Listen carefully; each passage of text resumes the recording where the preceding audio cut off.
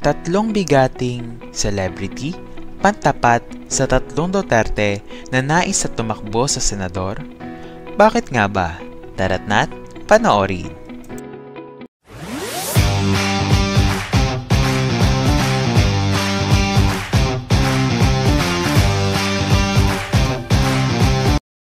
Itinatulak umano ang mga bigating artista sa industriya na sina Vice Ganda, Dingdong Dantes at Angel Locsin na tumakbo bilang senador sa darating na midterm elections.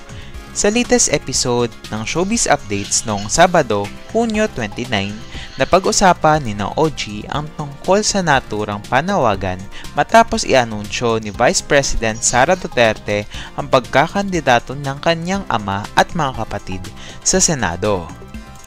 Tatlong Duterte daw ang tatakbo bilang senador, si Digong, si Pulong at si Baste, dahil in-announce yan ni VP Sara, lahad ni OG.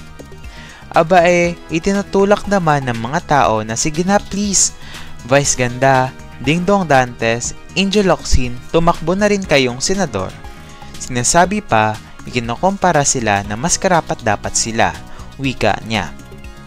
Dagdag pa ng Showbiz Insider. Hindi naman natin alam, hindi rin naman natin hawak ang kanilang mga puso't utak kung sila ay susunod o makikinig sa tawag ng mga nagpo-push sa kanila to run for Senate.